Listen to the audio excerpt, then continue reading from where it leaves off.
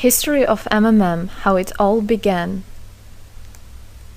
Starting up of MMM, in 1989, Moscow Executive Committee in Leninsky district registered MMM as a cooperative society. It is in Russia. A few words about the leader. The MMM Cooperative Society was founded by Sergei Mavrodi and was one of the leading computer equipment distributors in Russia. Sergei Mavrodi, having a degree in maths, worked as a programmer and took part in the development of the first operating systems.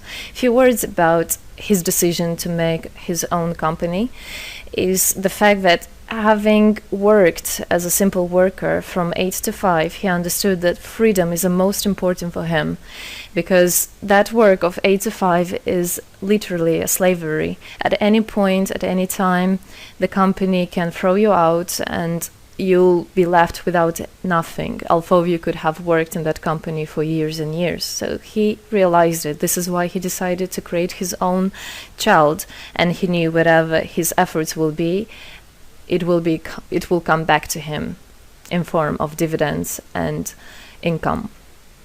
Free of charge travel campaign. In 1992, the brand became universally recognizable after Mavrodi offered several times to all the residents of Moscow a day of free of charge travel in metro, Moscow subway. Pretty smart. Birthday of MMM. On October 20, 1992, the joint stock company MMM was registered. In fact, it is a birthday of MMM in the traditional form in which people got used to consider it. The shares of MMM on sale. February 1st, 1994, the shares of MMM went on sale, and people immediately began to buy them. Moreover, the company willingly bought them back on a new, higher rate, which grew very fast at about 100% per month. The company's principle today is always more expensive than yesterday worked perfectly. Few words about that. Why did he do that? As you might know, in 1991, the Soviet Union fell. So if until at the time of the Soviet Union, everything that there was in the country, like properties, different companies or whatever that was bringing some goods, was national. So any person of the country was entitled to have a share of that production, of that company. Everybody was equal. But when the Soviet Union fell, what it meant is that all the companies, all the properties had to be privatized. So you can imagine there is a company, a huge company. People worked there for years and years. And at one moment, there comes a person and says, all that is mine. Yes, this was the case. And obviously that information, that laws about the fact that it was possible to privatize was kept only for a small group of people for obvious reasons.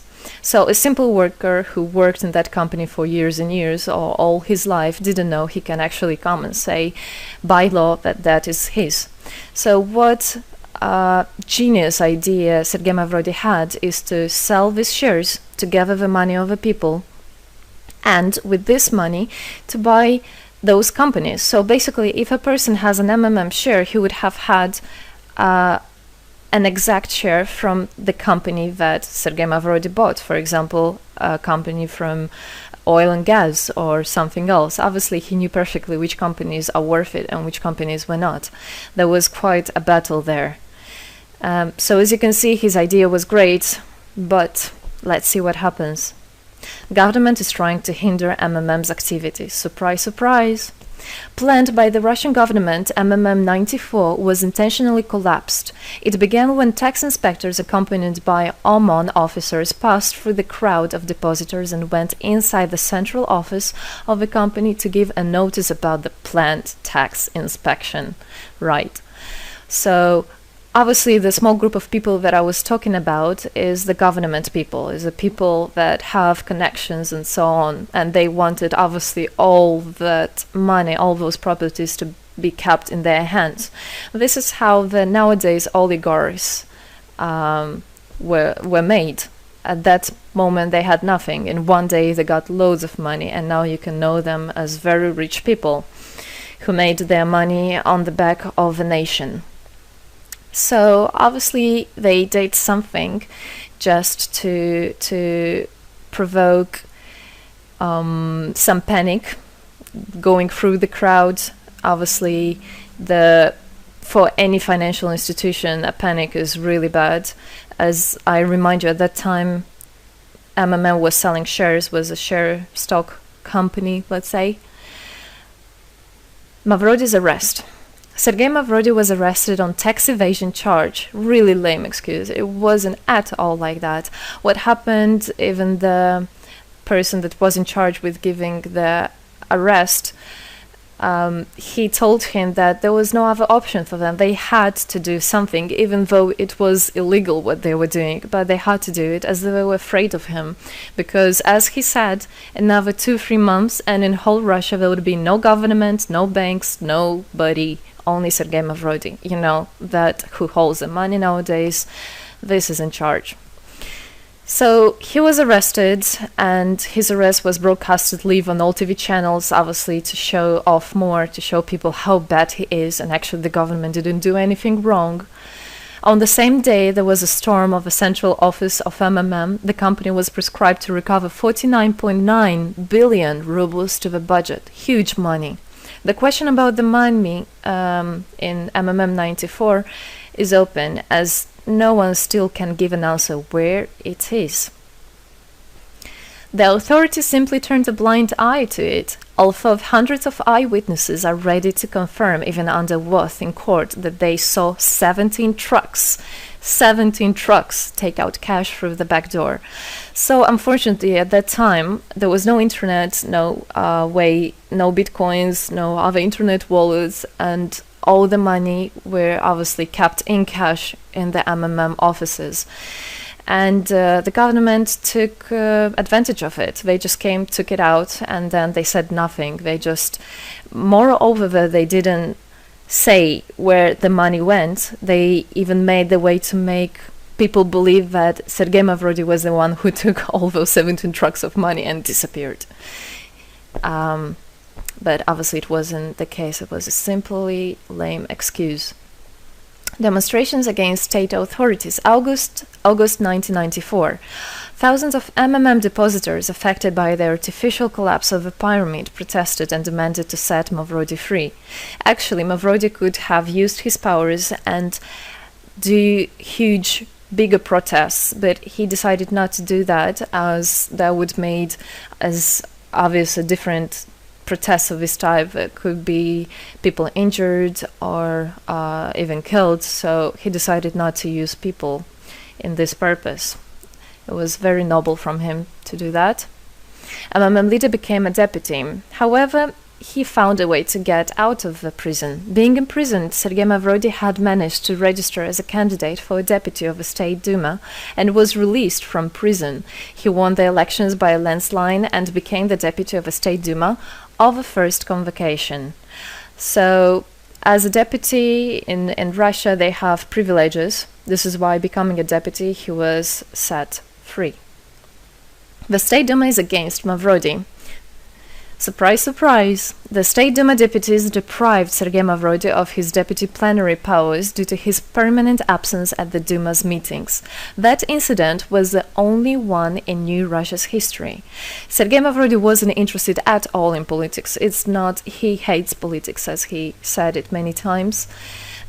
So he became a deputy only for the reason to get out of a prison. That's it. He wasn't interested to go to at their meetings, as he himself considered as well the people there as being quite silly and not worthy to spend time with. But this was another lame excuse for them to deprive him by saying that he is absent. A candidate for presidency. The Central Election Commission registered the authorized representatives of the initiative group that had nominated Mavrody as a candidate for the president of Russia, but subsequently rejected a significant part of the signatures in the support of a candidate, and his registration was renounced. So, for obvious reasons, they did that again. They weren't interested into having a fair president, a fair leader on top of their head. Revival of MMM, January 2011. Sergei Mavrody renounced launching a new launching a new project of MMM 2011. Together we change the world. Previously, there were simply no analogues of similar systems in the world. The film about MMM, the launch of a project fell in the same time interval with the release of Russian film about MMM Pyramid, the plot of which is based on the eponymous book in which the history of MMM is disclosed by Sergei Mavrodi. So he wrote a book, and there is a movie which I highly recommend you to watch. You can find it online on YouTube. MMM is building a new, fair financial order. June 2012, the activity of MMM made a lot of banks collapse and a huge outflow of funds from deposit accounts happened. The system numbered more than 35 million members at the time. For obvious reasons, the fight against the system started. It suffered the same fate as MMM 94, eventually collapsed. So what happened? A lot of banks, as I already said, had a huge outflow, and another minus of the system of that time was that it wasn't really quite a community, because the money was still kept by the managers in MMM. So it wasn't the same idea as it is now, comparing it now, where people exchange money between themselves. You don't need to put it in a central account. At that time, there were central accounts, and it was again used by the banks. They simply blocked those accounts that they identified as being of MMM and took all the money away, and that's it. There were no other discussion about that. Again, huge loss of money. People lost a lot of money. Sergei Mavrodi didn't get all of them. It was again the banks that took the advantage of it. MMM 2012 is just the beginning. I'll be back. Sergei Mavrodi announced the launch of a completely new MMM, World Mutual Aid Fund, MMM community. It speeded up since the first day, showing crazy dynamics on new members' registration. It has been decided to send 10% of the whole turnover on payments to the affected members of MMM 2011.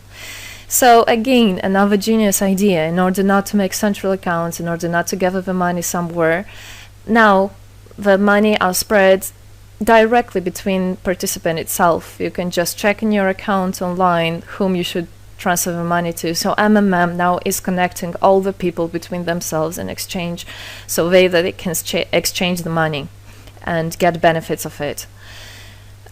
It's amazing and it's crazy, but it is true. MMM is growing. Some short facts. 2012, MMM started its development in India. It had great, huge developments. 2012-2013, following India, MMM Bangladesh was launched as well. 2013, MMM Indonesia was launched. 2014, MMM Hong Kong. And it's not the end. MMM Global, 2014. MMM Global started up in the spring 2014. It is a voluntary network, a community of millions and millions of people from more than 100 countries worldwide. So there is already MMM settled in Argentina, Brazil, Philippines, Hong Kong, and other, and all the rest of people in the world from all the countries of the world are able to participate as well. So they rebelled against the financial slavery and combined their money for this purpose. So how it is possible? MMM, the Republic of Bitcoin. Bitcoin is another genius idea to set the world free. For MMM Global participants' convenience, there were some trendy ideas on funds transfers implemented. From now on, all the countries where you can buy and sell Bitcoins can be registered in a branch of Free People of the Republic of Bitcoin. Thus, there is no barriers to develop MMM in small countries due to their restrictions on the international bank transfers. Banks. This is not something that we would want to use, as the banks can anytime put restriction on an account or even block an account and take all the money. Yes, the banks can do that. Read better your contract. So, Bitcoins is really genius idea to do that. Join MMM Global, join our community, set the world free. Don't hesitate, don't even think of going back, just go always forward. We are writing the history right here and right now. We are not going to be any more slaves working from 8 to 5, having pennies for that. We want to hold our own money and to get the benefits of it. I don't want a bank to use my money for their own purposes. I want us people, free people, to use our money, to exchange the money when it is needed, and to help each other. This is really a great idea. And join us, write the history here today with us, and together we will indeed change the world.